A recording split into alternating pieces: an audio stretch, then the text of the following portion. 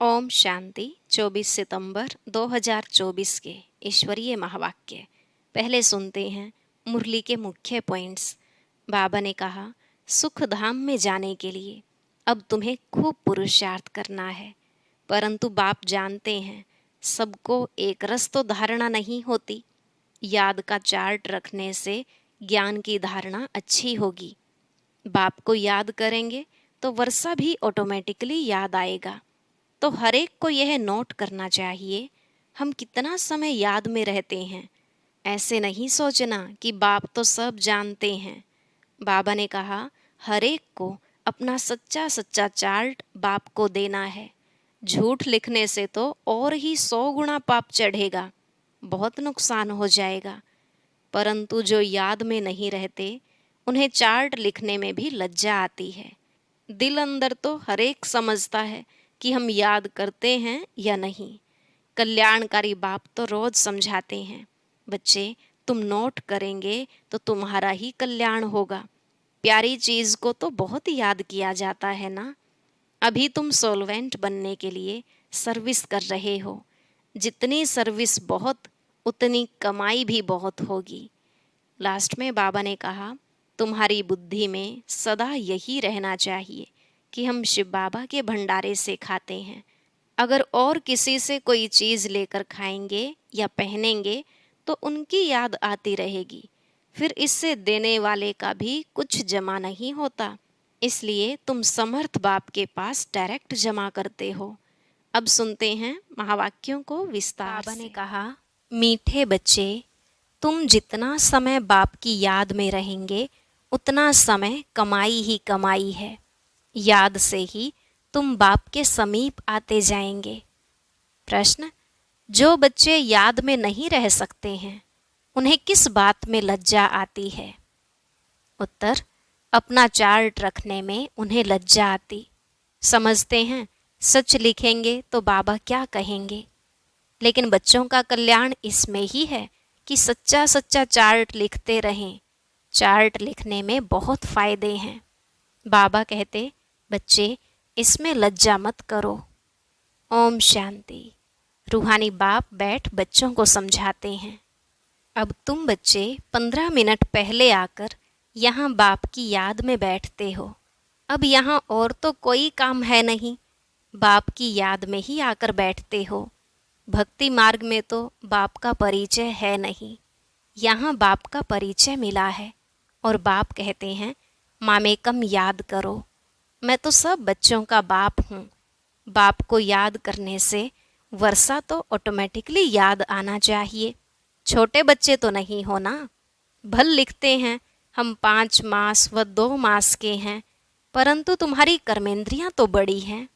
तो रूहानी बाप समझाते हैं, यहाँ बाप और वर्षे की याद में बैठना है। जानते हो हम नर से नारायण बनने के पुरुषार्थ में तत्पर हैं, वह स्वर्ग में जाने के लिए पुरुषार्थ कर रहे हैं। तो यह बच्चों को नोट करना चाहिए, हमने यहाँ बैठे बैठे कितना समय याद किया। लिखने से बाप समझ जाएंगे। ऐसे नहीं कि बाप को मालूम पड़ता है हर एक कितना समय याद में रहते हैं। वह तो हर एक अपने चार्ट से समझ सकते हैं बाप की याद थी या बुद्धि कहाँ और तरफ चली गई। यह भी बुद्धि में है, अभी बाबा आएंगे तो यह भी याद ठहरी ना। कितना समय याद किया वह चार्ट में सच लिखेंगे। झूठ लिखने से तो और ही 100 गुना पाप चढ़ेगा, और ही नुकसान हो जाएगा। इसलिए सच लिखना है। जितना याद करेंगे उतना विकर्म विनाश होंगे। और यह भी जानते हो हम नज़दीक आते जाते हैं। आखिरीन जब याद पूरी हो जाएगी तो हम फिर बाबा के पास चले जाएंगे। फिर कोई तो झट नई दुनिया में आकर पार्ट बजाएंगे, कोई वहाँ ही बैठे रहेंगे। वहाँ कोई संकल्प तो आएगा नहीं। वह है ही मुक्ति धाम, दुख सुख से न्यारे।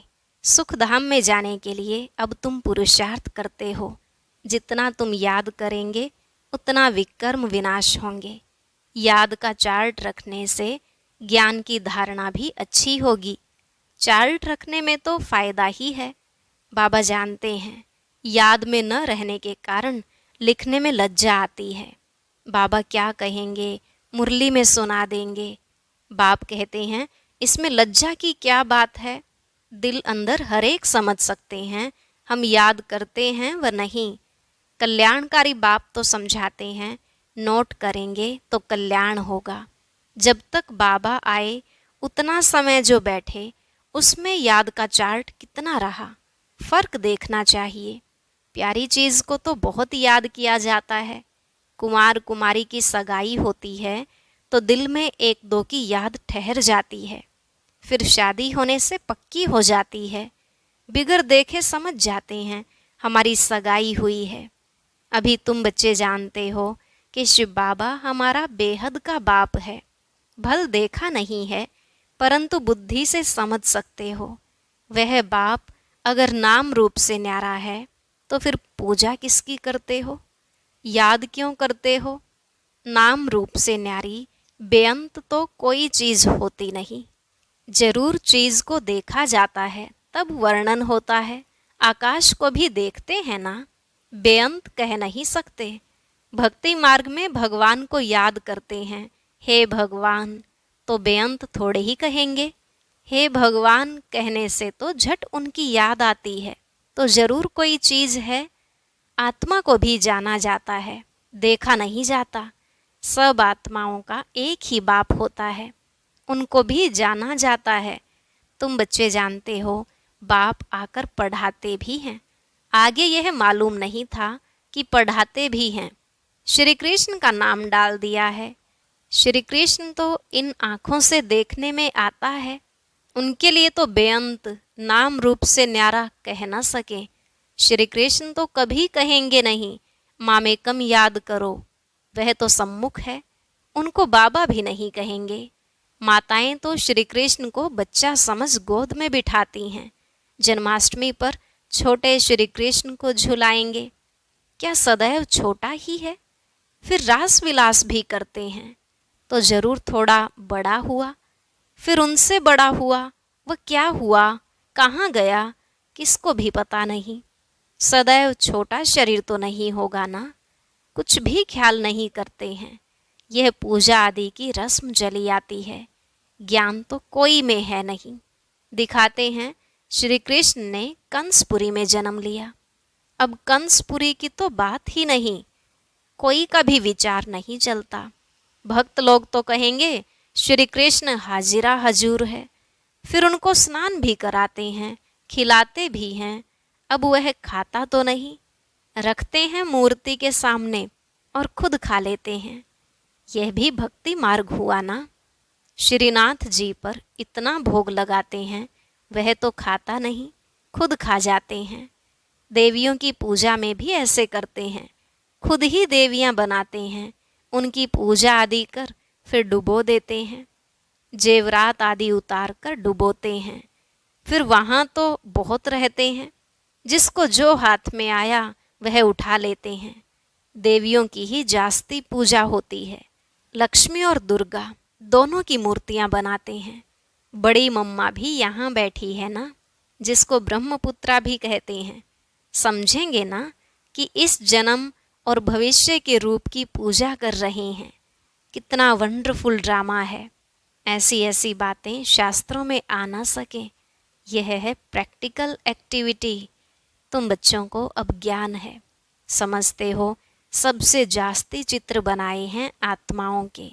जब रुद्र यज्ञ रचते हैं तो लाखों शालिग्राम बनाते हैं।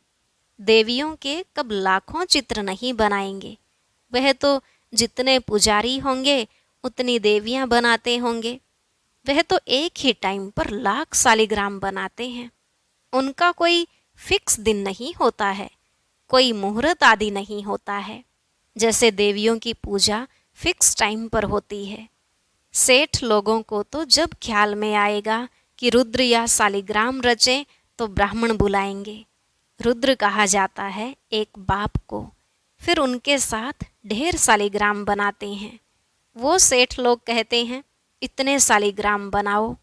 उनकी तिथि तारीख कोई मुकर्रर नहीं होती। ऐसे भी नहीं कि शिव जयंती पर ही रुद्र पूजा करते हैं, नहीं, अक्सर करके शुभ दिन बृहस्पति को ही रखते हैं।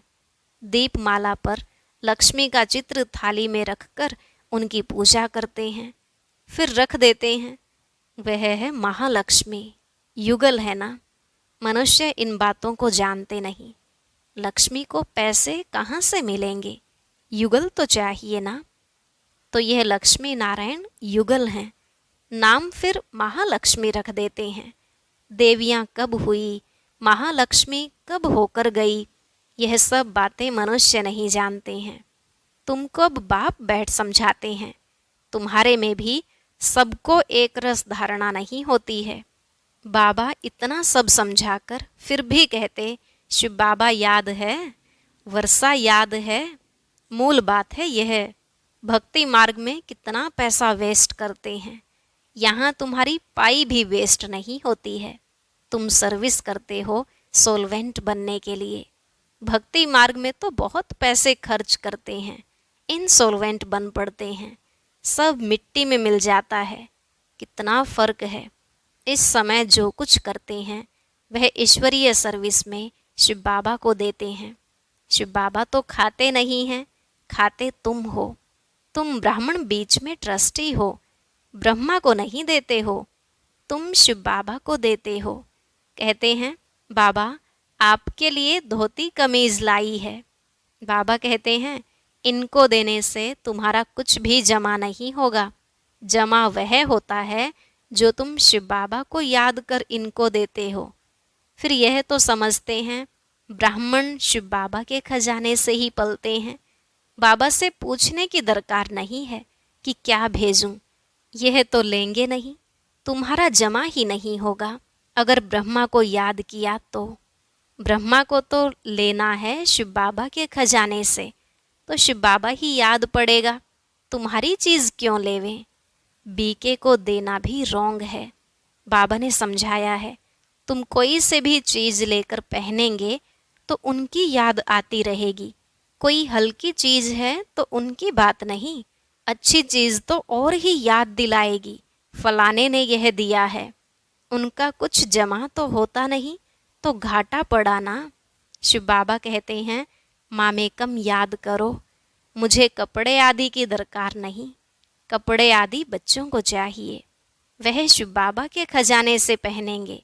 मुझे तो अपना शरीर है नहीं, यह तो शिव बाबा के खजाने से लेने के हकदार हैं। राजाई के भी हकदार हैं। बाप के घर में ही बच्चे खाते पीते हैं ना। तुम भी सर्विस करते कमाई करते रहते हो। जितनी सर्विस बहुत, उतनी बहुत कमाई होगी। खाएंगे पिएंगे शिव बाबा के भंडारे से। उनको नहीं देंगे तो जमा ही नहीं होगा। शिव बाबा को ही देना होता है। बाबा आपसे भविष्य 21 जन्मों के लिए पद्मा पदमपति बनेंगे। पैसे तो खत्म हो जाएंगे, इसलिए समर्थ को हम दे देते हैं। बाप समर्थ है ना, 21 जन्मों के लिए वह देते हैं। इनडायरेक्ट भी ईश्वर अर्थ देते हैं ना। इनडायरेक्ट में इतना समर्थ नहीं है, अभी तो बहुत समर्थ है क्योंकि सम्मुख है। वर्ल्ड ऑलमाइटी अथॉरिटी इस समय के लिए है। ईश्वर अर्थ कुछ दान पुण्य करते हैं तो अल्पकाल के लिए कुछ मिल जाता है। यहाँ तो बाप तुमको समझाते हैं मैं सम्मुख हूँ, मैं ही देने वाला हूँ। इसने भी शिव बाबा को सब कुछ देकर सारे विश्व की बादशाही ले ली ना। यह भी जानते हो इस व्यक्त को ही अव्यक्त रूप में साक्षात्कार होता है। इनमें शिव बाबा आकर बच्चों से बात करते हैं। कभी भी यह ख्याल नहीं करना चाहिए हम मनुष्य से लेवें। बोलो शिव बाबा के भंडारे में भेज दो। इनको देने से तो कुछ नहीं मिलेगा और ही घाटा पड़ जाएगा। गरीब होंगे करके 3-4 रुपए की कोई चीज़ तुमको देंगे। इनसे तो शिव बाबा के भंडारे में डालने से पदम हो जाएगा। अपने को घाटा थोड़े ही डालना है। पूजा अक्सर देवियों की ही होती है क्योंकि तुम देवियाँ ही खास निमित्त बनती हो ज्ञान देने के। भल गोप भी समझाते हैं, परंतु अक्सर करके तो माताएं ही ब्राह्मणी बन रास्ता बताती हैं। इसलिए देवियों का नाम जास्ती है। देवियों की बहुत पूजा होती है। यह भी तुम बच्चे समझते हो। आधा कल्प हम पूज्य थे, पहले हैं फुल पूज्य, फिर सेमी पूज्य, क्योंकि 2 कला कम हो जाती है। राम की डायनेस्टी कहेंगे त्रेता में। वह तो लाखों वर्ष की बात कह देते हैं, तो उनका कोई हिसाब ही नहीं हो सकता। भक्ति मार्ग वालों की बुद्धि में और तुम्हारी बुद्धि में कितना रात दिन का फर्क है। तुम हो ईश्वरीय बुद्धि, वह है रावण की बुद्धि। तुम्हारी बुद्धि में है कि यह सारा चक्र ही 5000 वर्ष का है जो फिरता रहता है। जो रात में है वह कहते हैं लाखों वर्ष, जो दिन में है वह कहते 5000 वर्ष। आधा कल्प भक्ति मार्ग में तुमने असत्य बातें सुनी हैं। सतयुग में ऐसी बातें होती ही नहीं, वहाँ तो वर्षा मिलता है। अब तुमको डायरेक्ट मत मिलती है। श्रीमद् भगवत गीता है ना, और कोई शास्त्र पर श्रीमत नाम है नहीं। हर 5000 वर्ष बाद यह पुरुषोत्तम संगम युग, गीता का युग आता है। लाखों वर्ष की तो बात हो नहीं सकती है। कभी भी कोई आए तो ले जाओ संगम पर। बेहद के बाप ने रचयिता अर्थात अपना और रचना का सारा परिचय दिया है। फिर भी कहते हैं अच्छा बाप को याद करो, और कुछ धारणा नहीं कर सकते हो तो अपने को आत्मा समझ बाप को याद करो। पवित्र तो बनना ही है। बाप से वर्षा लेते हो तो दैवी गुण भी धारण करने हैं। अच्छा, मीठे मीठे सिकिलधे बच्चों प्रति माता पिता बाप दादा का याद प्यार और गुड मॉर्निंग। रूहानी बाप की रूहानी बच्चों को नमस्ते। रूहानी बच्चों की रूहानी बाप दादा को नमस्ते नमस्ते, गुड मॉर्निंग, शुक्रिया बाबा, शुक्रिया। धारणा के लिए मुख्य सार।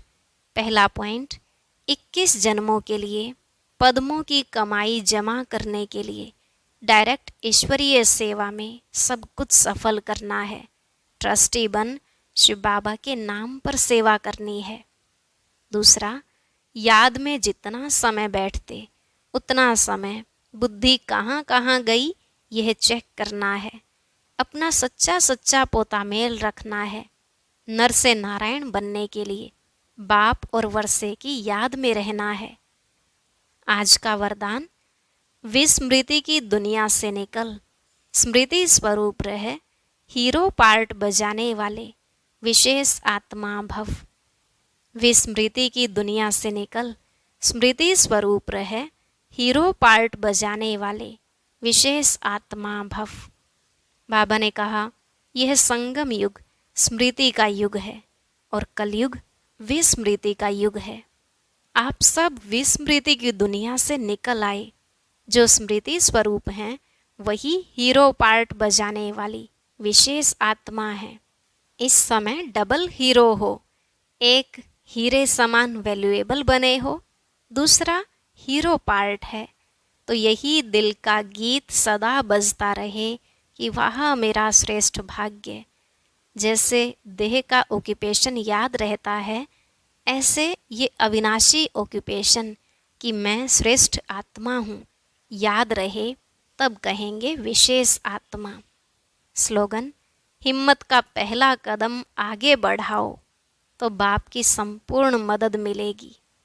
ओम शांति। अंतिम समय की परिस्थितियों से बचने के लिए कौन सी ड्रेस पहनकर रखनी है, आइए सुनते हैं आज के ज्ञान मोती में।